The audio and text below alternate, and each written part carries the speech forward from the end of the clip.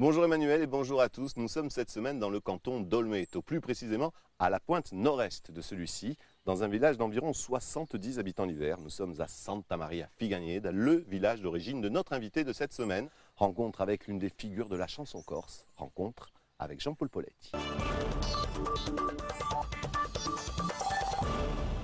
Jean-Paul Poletti, bonjour. Bonjour. Merci de nous recevoir dans ton village. Ben, c'est moi qui vous remercie. Alors, je parlais de tes origines. C'est bien sûr ici, Santa Maria Figueiredo. Oui. C'est aussi Venaco, Oui. du côté de ton père. Oui. Et puis, c'est encore un autre mélange. C'est une naissance à Ajaccio Oui. et des études à Bastia. Voilà. Donc, études primaires, donc avec puis le lycée Marbeuf, puis le vieux lycée, puis encore Marbeuf. Voilà. Puis pour finir au lycée d'Ajaccio. Donc voilà, pour moult raisons. Voilà. C'est un peu ça, Jean-Paul Poletti. C'est ce mélange de toutes ces origines. Complètement. Complètement. Donc j'ai un peu le nord et le sud en moi, quoi. Et finalement, il y a un peu toute la Corse, mais même au-delà, parce que bon, après, il y a toutes les rencontres que j'ai pu faire. Alors, on va parler de rencontres. Que... Justement, à Bastia, il y a une première rencontre avec un professeur qui t'a marqué. Ah là, oui, là, c'était le déclic, c'est Vincent Rossini. Le compositeur qu'il était et le grand pédagogue, surtout, le grand pédagogue, parce que ça, c'est quand même quelque chose qui restera dans toutes les générations. Tu as quel âge à ce moment-là? Je suis jeune, j'ai 9 ans et demi à peu près. Alors, à cette période, tu fais cette rencontre qui va beaucoup t'influencer, mais en même temps, tu continues de revenir au village. Oui, je continue. Puis après, donc, je suis rentré. Après, j'ai été au Mattiadioli, donc parce que ça a été un passage aussi important. Donc, je les ai revus il n'y a pas très longtemps. Donc, effectivement, avec Philippe Duriz, Martin Bradamante, etc. Il était donc, comment le petit Jean-Paul Poletti dans ces ruelles ici? Ah, ben, on était des gamins un peu turbulents, oui, c'est vrai. Hein, mais je bon. crois me souvenir vaguement oui. que tu n'étais pas obligatoirement un passionné d'école. Non, ça maman avait du mal. Maman avait du mal. Oui, maman avait du mal. Je me souviens, on avait un beau bureau à Bastia qu'on se partageait avec mon frère. Mon frère, le bureau était toujours en état, bien rangé, etc. Puis le mien était bien de mon côté, bien entendu. Il y avait plus de musique qu'autre chose. Aujourd'hui, quand on veut punir un enfant, oui. on lui dit je t'enlève la console de jeu. À l'époque, Jean-Paul Poletti, on m'enlevait la guitare. Oui, ça c'était une insulte. Mais alors, là, c'était le gros moyen de pression. C'était le gros moyen de pression. Come sposa stasera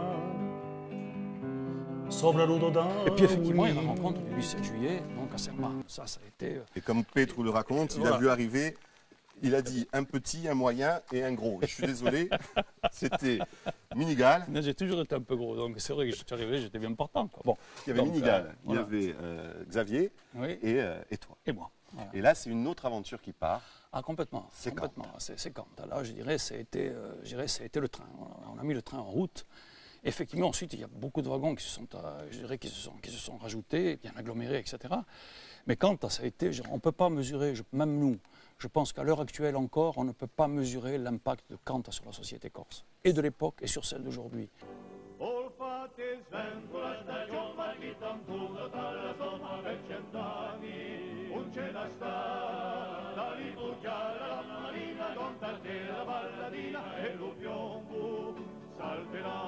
On vient de se promener dans les ruelles de ton village, on va encore en parler de tous ces souvenirs. Là, on vient d'arriver pile devant chez toi, vraiment, oui, c'est vraiment ta maison. C'est là que j'habite. C'est encore des lieux, bien entendu, importants pour toi, mais il y en a un autre qui est un peu plus loin. Alors là, on ne va pas pouvoir y aller à pied, il va falloir prendre un véhicule. C'est un peu au-dessus. Tu vas nous expliquer ce lieu et les souvenirs qui s'y rattachent. Tout à fait. Allez, on y va.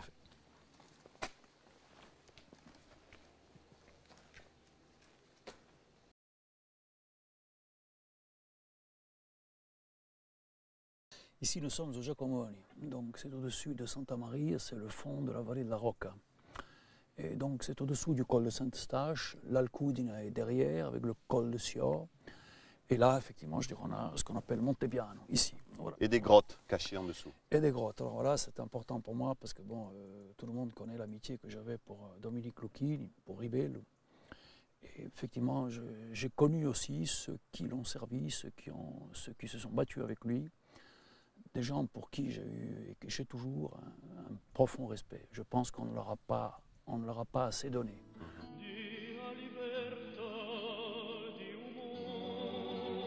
La montagne, pour Jean-Paul Poletti, c'est bien sûr tous ses souvenirs. C'est aussi le chasseur. Et c'est des projets un peu fous, des fois. Alors, je voudrais te rappeler ces moments, que tu nous en parles. Cette photo, Ça, où on voit bien la montagne oui, oui, et on tout à voit fait, un projet fou. Tout à Parle-nous fait. de ce projet. Ça, c'était la cantate au Lac de Mer avec l'orchestre symphonique, avec Carlo Prato à la baguette.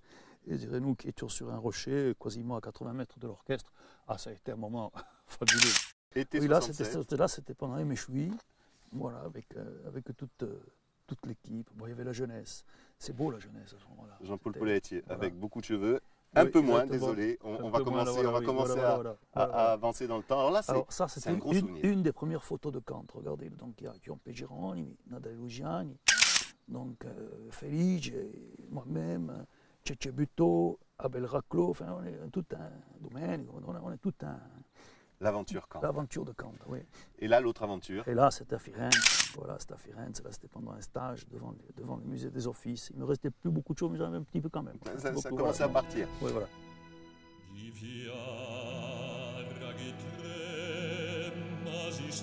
La foi, la ferveur, le chant sacré, c'est important pour toi dans ton parcours musical.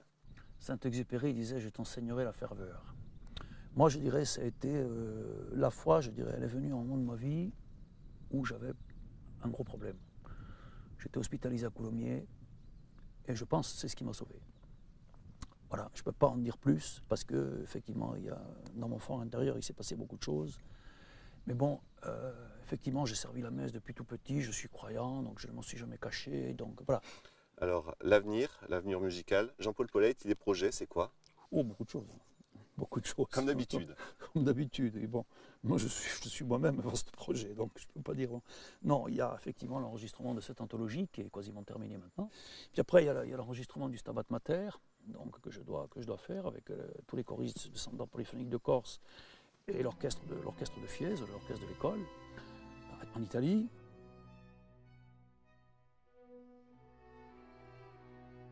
Et ensuite, effectivement, donc, il y a le projet du Grand Moulin avec la région centre. Voilà, ça aussi, je dirais ça. Mais là, je n'aurais que la musique à faire. Donc, Tu as de quoi voir venir. j'ai de quoi voir venir, donc j'ai de quoi travailler. Et puis également, peut-être, bon, de temps à autre, j'aime bien écrire quelques chansons comme ça, pour les uns, pour les autres, pour Antoine, chose, et pour l'ami Guisin. Bon, donc Oui. il y a toujours ça. Et puis pour Kant aussi, donc les jeunes qui vont venir maintenant, parce qu'il faut quand même que les choses puissent se continuer. Nous, on a écrit une partie de l'histoire. Mais On transmet, c'est pas et fini. ils reprennent le flambeau. Ils reprennent le flambeau. Nous sommes un état de mémoire. Voilà. Et de temps en temps, revenir ici pour se ressourcer, pour repartir. Voilà, pour repartir. Parce que là, je respire, je regarde, j'ai le temps de sortir du vacarme de la vie. Il y a pire Voilà. comme endroit. Merci Jean-Paul, Il y a en tout cas, pire. de nous l'avoir fait découvrir. À bientôt. Ben, merci à vous d'être venu me rencontrer. Voilà, je suis content de vous avoir fait partager un petit peu ce moment. Ça a toujours été secret pour moi. Bon, maintenant, ça ne l'est plus. On a un peu Voilà. scroqué. Voilà, un peu Merci, scroqué, comme vous Jean-Paul. dites, voilà. En ce qui nous concerne, bien sûr, je vous rappelle qu'on se retrouve la semaine prochaine pour une autre rencontre, d'autres lieux et évidemment d'autres souvenirs. Salut.